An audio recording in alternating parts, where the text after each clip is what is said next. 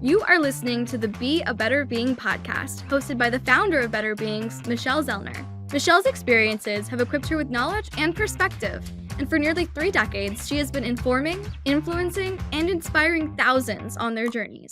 This show spotlights guests of diverse backgrounds and areas of expertise, but they all align with Michelle's purpose and passion to help you be a better human being. There is something for everyone on their way to a healthier, happier life. Enjoy the show. Greetings. Thank you for tuning into the Be a Better Being podcast. I'm Michelle Zellner, your host. So delighted today to be joined by my friend, Kalia Garrido. I met her back in 2019, right before the world changed. A mutual dear friend of ours, Tarvali, introduced us, and we connected right away because she has founded an organization called Healthy Women Leaders, and we talked all about what that means. And she just recently released her book. And so, Kalia, I am so excited to get you on this show. Welcome. Thank you so much. I am so excited to be here, Michelle. It's so good to reconnect with you. It is. When I saw that you put out that your book launch, I thought, okay, it's been way too long since we actually chatted and caught up. And I mean, what better reason to do it than to talk about this fantastic thing you've put out into the universe? Before we get to that, just give the audience a little bit of background, who you are, where you're from, how you came to be doing what you're doing, and then we'll dive into all the really good stuff. Yeah. So the abbreviated version is I am from the Northeast originally. I live out here in beautiful Denver, Colorado with you now. I founded Healthy Women Leaders because I had to do a lot of networking for my business. And I was so tired of meeting up with people in lobby bar of a hotel and just like stabbing business cards at each other and just really leading with like what it is that we do versus who it is that we are. And so I wanted to establish a way. I get so much inspiration, passion, and education from these wonderful women in business, much like yourself, that have created something of their own. And I'm also really wellness focused. And so I created Healthy Women Leaders as a way for women to come together to still network and promote our businesses, talk about what it is that we do, but also like go deeper and help to, dig into some of the arguably far more important goals, like how we feel and, what are we really here to do? And so when you say you had to do a lot of networking for your business, let's go into a little bit of what that actually is. Yeah. So at the time, I was running a web and mobile application development shop with my husband. We had employees. We were paying benefits. We did this for many years together. And I was responsible for the front of the house, the hiring and, firing and, bringing in business, keeping clients happy. So I had to always be meeting a great new stream of people that way. And obviously the health and wellness is a passion of yours. What was that like growing up? Was that just instilled in your family upbringing, or is that something that you kind of explored on your own and kind of came into as maybe earlier or a young adult? Yeah, I did like the usual sports growing up in the Northeast, soccer and ice skating and like tried, a few different things like that. I think it was like when I was 18 or so, I just hit the gym. I started to get into the gym. And this was actually when I was 18 years old. I went for my personal trainer certification. I just loved it. I loved physical fitness, just feeling healthy, feeling good in my skin was always really important to me. And I found my way there for many years by way of physical fitness. Maybe you can relate, Michelle. A little bit, yes. A little bit. Which is obviously why Tarvali thought that we must connect. We were a little bit of a generation apart, but we're very similar in our thoughts, our approach. And even that first time that we got together, we were just back and forth, very much aligned in our beliefs and in the way to go about achieving goals and really how we look at ourselves as women, ourselves as business owners, and then about, the whole self-care piece, because often that is the biggest gap, especially when you are an entrepreneur, a solopreneur, a small business, or you are a working mom and raising a child or whatever it is, right? The self-care piece is always last on the list, if it even shows up on the list. Right. You're hitting the nail directly on the head. This was my true, I guess, permission almost, if you will, to start Healthy Women Leaders because, we talked about, I found the gym and I always had benchmarked how healthy, quote unquote, I was by how I felt in my jeans or how many times I had been to the gym that week. When I started my business and I was responsible for so many of these new business functions that, I've always worked in business and that's fine. But when it's your own business and you truly have sole responsibility for a lot of these things, I was like struck with a new level of stress and anxiety that I was unprepared for. And I would go to the gym and I would do my best workout, like personal best, squatting more weight than I ever had before. And I would go and still feel like I wanted to cry. And I was trying to understand why the thing that I had always done to keep me healthy in the past was no longer working to help me when I had a new level of stress that was 100% because of becoming an entrepreneur. And so finding my way to the fact that I needed to practice this radical self-care, not just the, kind of bubble baths and like face masks, but really develop like this much deeper sense of what self-care actually truly meant to me inside and out. That was part of the reason that I started Healthy Women Leaders, to share that and to get that back, get those ideas and suggestions from the other women in the group. How are they keeping themselves healthy? Like, if you're not going to roll over and you're not going to let go of your business, like what else are you to do? And I found that answer for myself in radical self-care. Yeah. So share a few things that you as the group do. What do Healthy Women Leaders, how do they operate? What is that organization? What does the group look like? And maybe some things that you are seeing as consistent themes that are struggles, and maybe some consistent practices that people are putting in place that truly do nourish and nurture them to be able to be leaders. Yeah. Okay. You might have to remind me about the second and third part of that question if I forget. So, when we started, this was pre-COVID times. So we were doing the coolest activities around Denver. I loved it. So we did, like, in the summertime, we would do hiking, some of the beautiful trails that we have here, and then have stops to like do standing yoga. We did that a few times. We would go, rent out the top of a bar with like a beautiful view of the city and have, different conversations or panel discussions. We did stand-up paddleboarding a few times in like Stanley Lake. We did all kinds of events like that. We would have topics on really any aspect of the wellness wheel. So like, there's like financial wellness conversations, spiritual wellness, physical wellness, nutrition, meditation classes, or things like that. So we did all of this really great in-person stuff. And I won't be the first person on your guest, I'm sure, to reference how the world changed and then everything sort of went online. And so I had already met this great group of women, and we sort of took the format online and started to have video interviews with other women that had a business or a cool message to share. And we sort of took it online at that point. But even as COVID and the pandemic obviously changed everybody's lives, were there some consistent themes that you were recognizing that the women were saying, this is my obstacle? And second part, maybe consistent strategies as well that really do seem to work for everyone. Yes. So I'm going to share a little story to get us kind of going here. So when I first started to get really excited about the fact that I had kind of discovered for myself that radical self-care was a pathway forward to be able to manage all the different things I had on my plate, I was tapping into some of my network and some of my friends and saying, this is my idea and I really want to bring women together and I'm so excited to do this. And one of the women that I sat with was my friend Deb. And she said, I've always admired how healthy you are. She said, but it's something I've never really figured this out for myself. I don't know what that is for me. How can I be as healthy as you appear to be? And at the time, and this was many years ago, this was like the right when we started, maybe 2017, I was almost like taken aback. And I thought to myself, man, how do I answer this? It's such a personal thing, right? What makes me healthy is definitely a different recipe than what might make the woman next to me or the woman on the other side healthy. For example, I like to have a glass of wine with dinner, and I have a friend who's like, I can't do that on like, Monday through Friday, I won't do that. And I was like, I would feel like I was missing something if I didn't. So that's just one example. Or like a lot of people like to weight lift and others don't. Like, it to me felt like such a very particular recipe. So we start Healthy Women Leaders. We're having these conversations, and a few different themes begin to emerge over the years.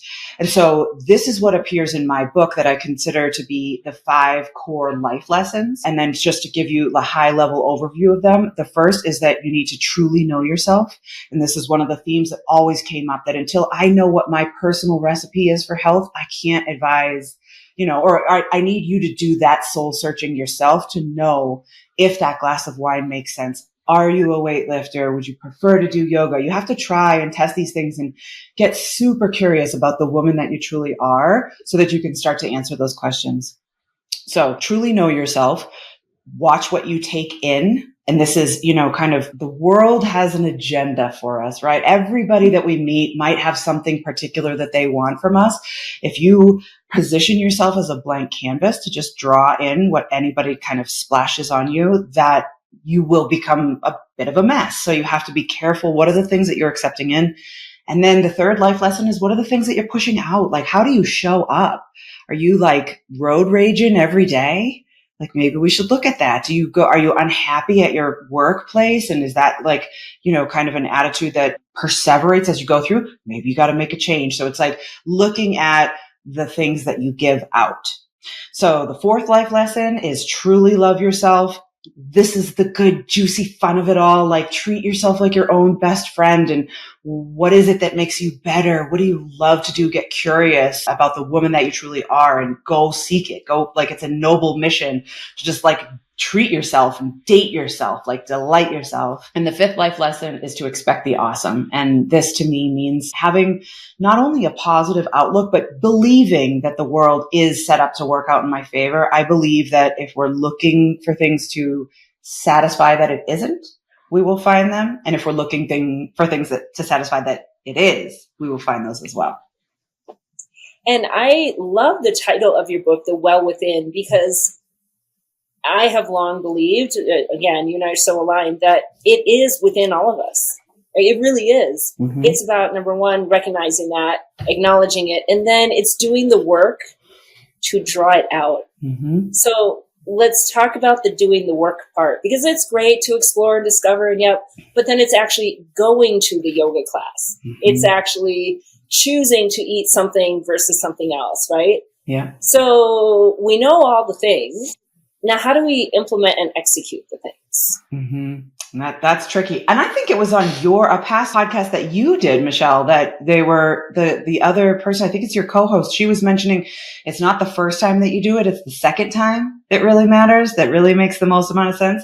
That absolutely resonates with me. Like, we can make these big declarations, but until they become habitual in our lives, it's difficult for them to take effect. It's like, doing 10 sit-ups and then jumping up and looking at the mirror. Where's my abs? How come they didn't come yet? You have to continuously work at it. And when you do that first step of truly knowing yourself, to understand not only what lights you up, but also what might deter you, from doing these things, and you start to unpack those personal things really to you, you stand a much better chance of developing things into a consistent routine.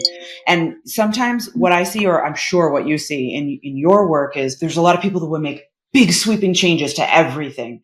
As of today, I will drink a gallon of water. I will no longer smoke cigarettes. Alcohol is done. I'm going to cut out sugar too. I'm going to go to the gym for double sessions every day.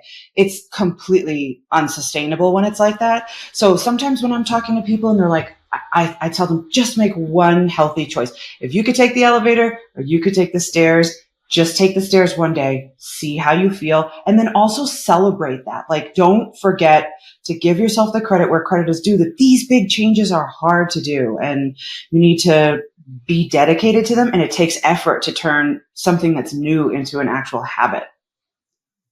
Yeah, I think that all or nothing mindset is something I talk about all the time, because that is natural in a human. All or nothing is part of survival mode. And so it's a natural default to go to. We've also been conditioned in, more recent society to just expect an instant result. And I mean, there are ways to get an instant result. There's no doubt about it. Mm-hmm. And then that result is going to go away because however you did to get it, it's not sustainable. And I don't know, I guess you got to go down that road a few times before you recognize that you are not different. Because I've worked with people like, oh, no, I'm different. That won't be me. I'll have the instant result and it will be sustainable. And I'm like, okay. Right. and it's not. So what are some of the things, and in this Healthy Women Leaders group, do you actually do like coaching and counseling, or is it just all of you sharing and supporting? What does that look like? Yeah, it's really more of a collective. And we haven't done an in-person event in a while, though I have recently, now that the kind of world is opened back up and everybody's ready to get out there. I've spoken to a few of the women. They're like, when are we going to get back together? But it's definitely positioned to be more of a collaborative. And that's like, it's in the description of Healthy Women Leaders, are collaborative of women in leadership who come together for education and inspiration around practicing radical self-care as a critical measure to thriving in a chaotic world. Because as business leaders, as, mothers, or when we care for our aging parents, we are all traversing the earth at the same time. And I make zero claims that I know it all. In fact, I still kind of fall back into my own thing. Like, this is what works for me. And I feel better when I do these things. I don't know that that's necessarily going to work for you. So I feel like the insight and the information that you bring on Be a Better Being podcast, or what I can bring from Healthy Women Leaders, or what the stay-at-home mom has to say, or what the CEO of a massive Fortune 500 company has to say. We are all going through some similar version of like just even being alive at this moment in time. And we can learn from each other every single day. And I think that's the most important thing. I want to hear what works for you and, all the people that are listening to your show too. And I love that. And I think you probably experienced this too. You get people who are like, well, just tell me what to do. Mm-hmm.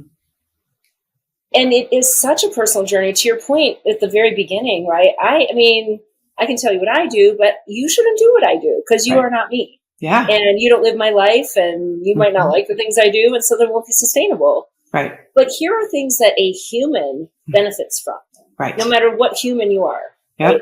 Because a human does actually require all the same things, from Michelle to Kalia to all the people in your group to their significant others to people around the world. Humans are humans, and all humans do actually require the same things. It's how do we go about nurturing and nourishing our own individual human in the real lives that we live to get the best result that we can get. And that's where it requires work on the individual's part.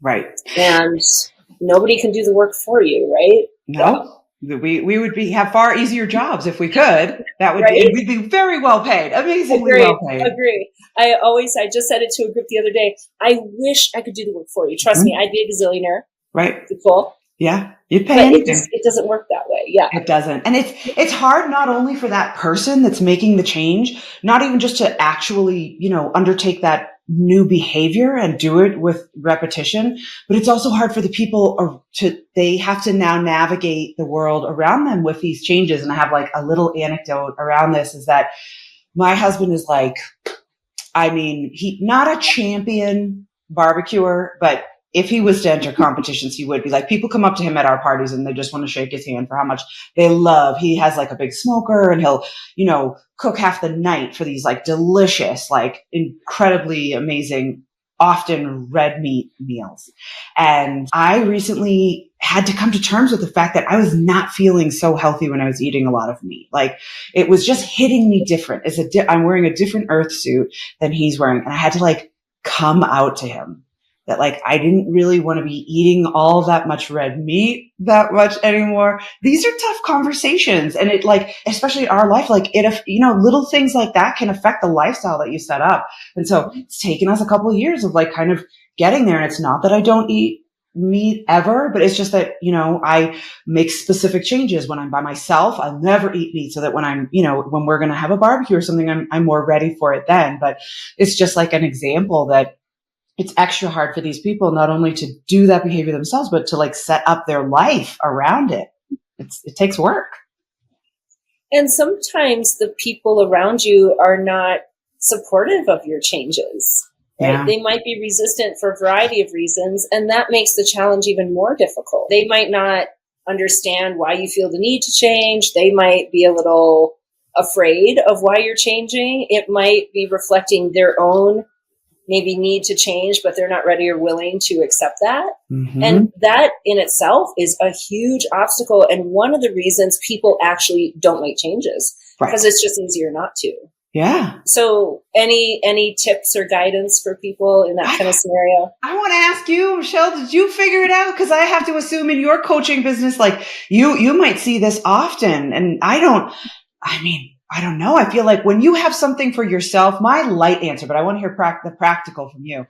My lofty answer is when you truly know yourself, back to that first core pillar or life lesson, then I have the backing that, and I can listen to my heart and I know what's right for me. And then I can and you have to sometimes stand alone, but you got to say like, I have to make this change for me. And it doesn't even have anything to do with you. I realize it affects you, but in my case, I have to do it my way. So that's like a lofty answer. And that doesn't help people when they're actually in that moment. So do you have the answer? How do you coach people through that?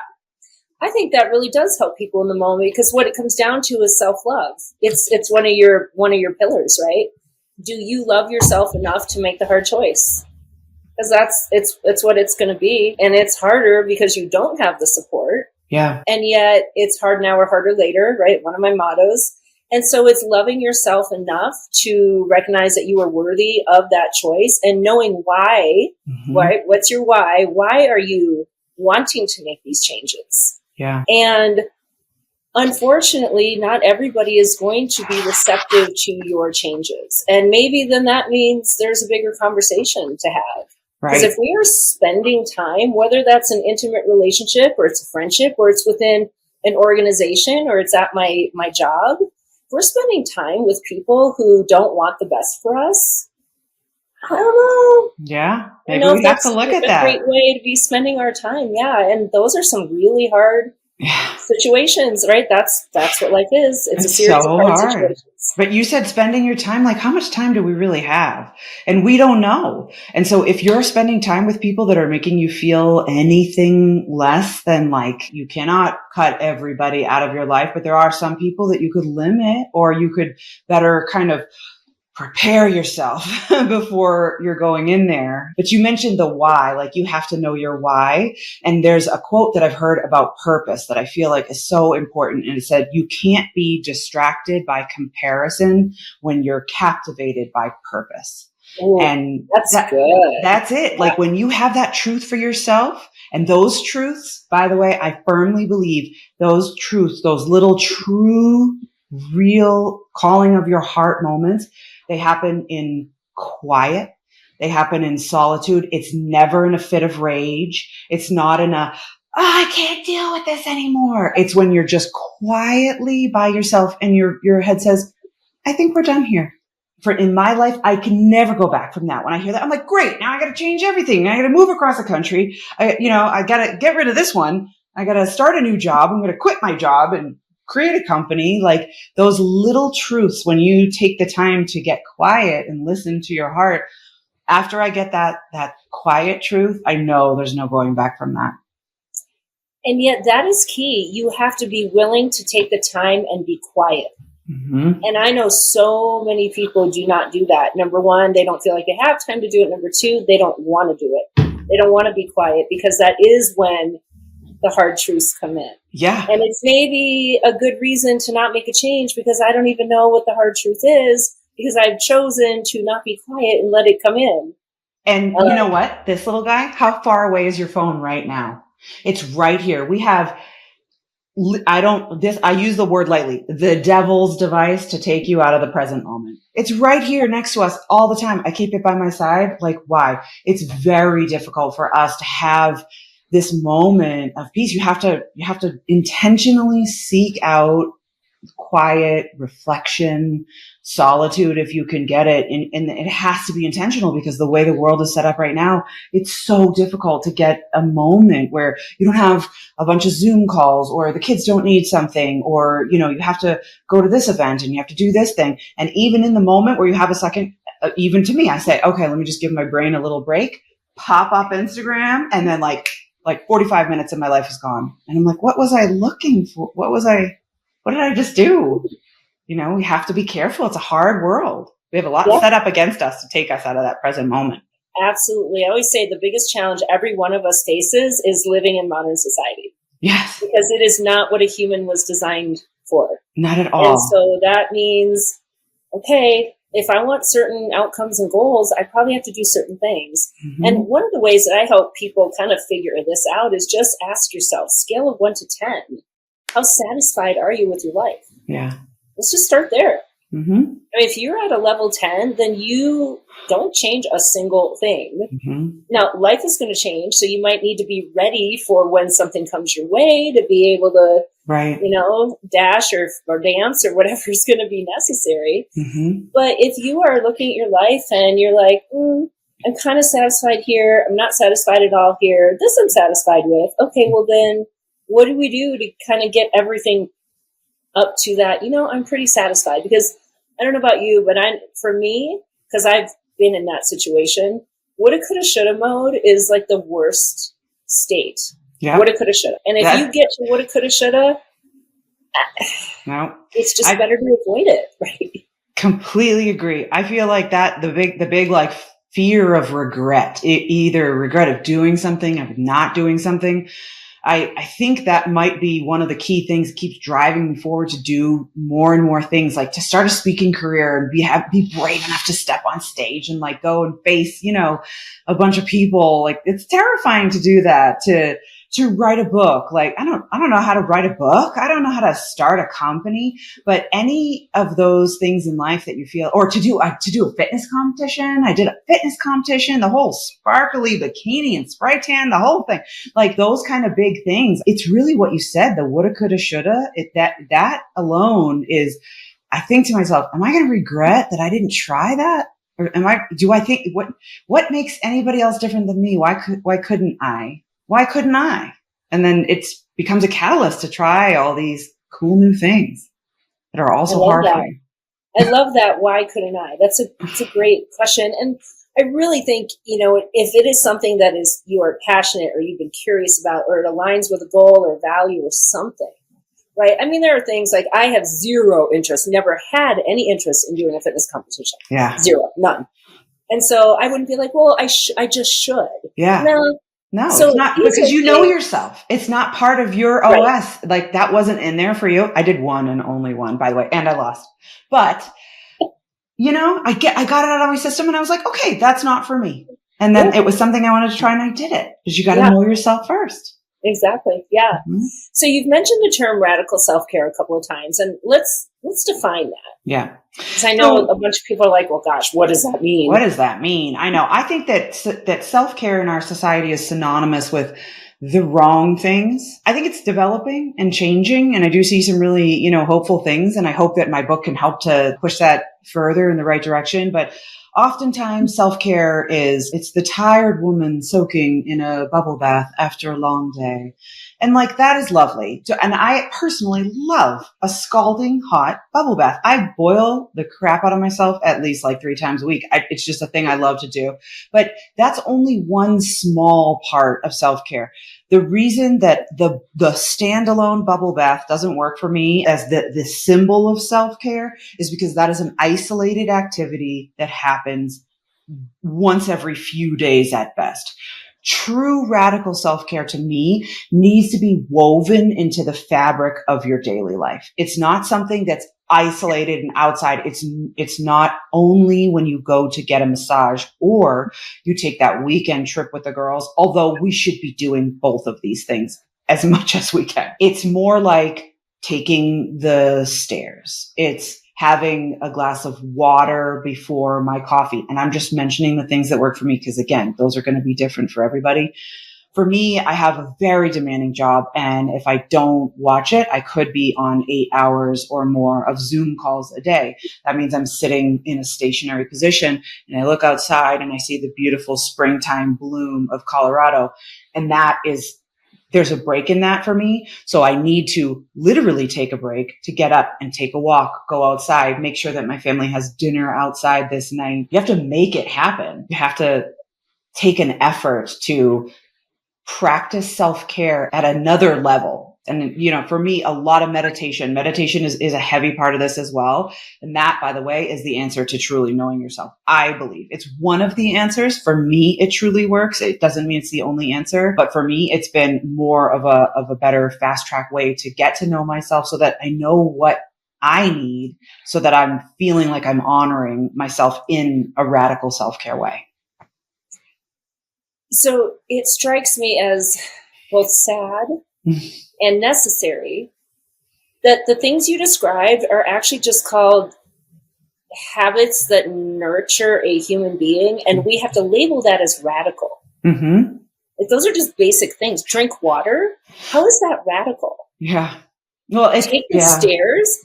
But no, I get it. Like, we have to label it that way because these are like radical ideas that this would actually help you be a healthy, happy, thriving human, because the messaging for so many years of our lives is, oh, get your hair done, right. Go fishing, get your nails done. Mm-hmm. And I teach a class called Permission to Self-Care. Mm-hmm. And I start out with that conversation. What does that mean? And it's interesting. It depends on the demographic I'm talking to.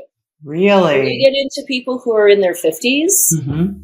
that list of what self-care means is way different than when you're talking to people in their 20s and 30s. I bet it is.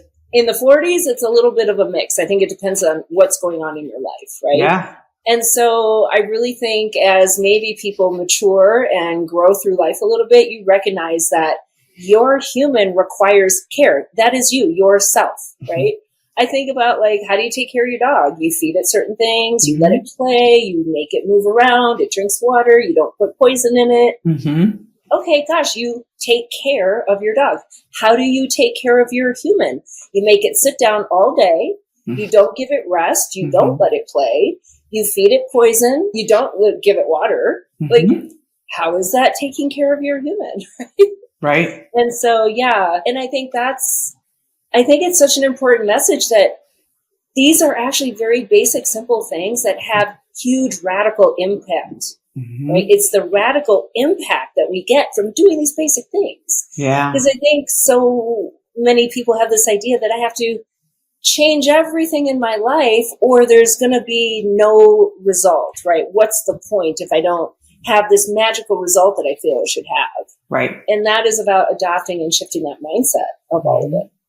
Yeah, I love that. And it's such a simple point that you make, but you mentioned earlier, like, these things, when woven together into a whole approach really to life, you made the point earlier that we are living in a way that is not how we kind of came up. Like, the fact that I need to intentionally carve out time to get outside. Like, we used to be outside. And I think when you kind of deconstruct all of those things, we start to uncover the root of why so many people are so unhappy today, is because we're doing this whole thing that is all new, and the technology and the speed of technology and the way things are changing so fast. We even, a few hundred years ago, even 100 years ago, it wasn't at this level. And so now we have to act in a way that used to be normal, now becomes radical because we want that radical result. I think that's a beautiful way to put it, Michelle. Yeah. I teach classes for an EAP and I have to teach their content. And one of them is, supporting and enhancing your mental well-being. Mm-hmm. And the slide is keys to optimal mental well-being. And it's literally eat a healthy diet, exercise, have social connections, spend time outdoors, get your sleep. And I literally say when I come to this slide, I'm like, I chuckle at this list every time. Yeah. Because I'm like, yeah, that's called the healthy lifestyle. And right. I'm like, back in the day, that was called life. It was just life, right? Isn't that amazing? Like, geez, you do what a human requires and you'll probably be pretty good. Right. But it requires choices. That's the thing. Back then, we didn't have choices, mm-hmm. right? There were no choices. Right. You wanted to eat food, you found it. And right. you didn't put poison in your body intentionally, mm-hmm. right? Now we have choices. And boy, that easy answer in the moment, super easy, delicious, fun, entertaining, all the things. Mm-hmm. And then it's harder things later. So that's why one of my mottos is hard now or harder later. Yeah. But I love your approach and really the well within. It's such a powerful statement. So yay for you. I love a great title. Yay. And I think it's such a great reminder to everyone that it actually is within you. We don't have your answers. Mm-hmm. You have your answers. Right. Like, that's the thing. It is up to you to explore and dig deep and figure them out and have them come out. And we, through all our different things and lots of other people out there like us can help guide you and draw it out of you. Mm-hmm. But you have to decide if there is some aspect of your physical, mental, emotional well-being, your relationships, your career, your satisfaction in life that you are not 100% happy with. Mm-hmm. Okay, make a change. And let's do it. Let's go. Yeah, and that the time's going to pass anyways. The time's going to pass anyways. So you can sit back and be bothered by the things that bother you, and the next 2 years will pass. Or you can recognize that this bothers you, take small incremental steps towards achieving a better you, and 2 years will pass, and where will you be then? That's the thing. Because otherwise 2 years is going to pass and you're going to say, I woulda, coulda, shoulda listened to what Michelle and Kalia had to say on that podcast. Yeah, that's it. And that's the moment for me, honestly. The book, I didn't know how to write a book. I had an idea to write a book. I met with you and I said, you've written a book. How did you do this? And you gave me some starting points. Maybe talk to this person. Here's what I did. It's what worked for you. Then we flash forward. Now it's all these years later and with incremental progress. And please make no mistake, I am a busy working mother. I am director in a fast-paced tech consultancy. Like a lot of things are happening, but just carving out a little bit of time whenever you can to work towards your goal. And then at the end of it, you have a book. So if I have a book, there's really nothing that anybody can't do that's listening to this. This becomes for me the I can do anything moment, because am I an author? I wasn't until about a month ago, but now I am because I put in a few years of work on the back end. So it's just the inspiration or encouragement to anybody who has something that they want to do. We don't know how long, we're going to get. And if you are a person like me that thinks when the time comes for me and I'm ready to go see what's next, I look back and what did I leave on the table? Is there something that I really thought I could do and I never got after it? I'm kind of terrified by that thought. And so that drives me forward. If I can do it, you can do it too.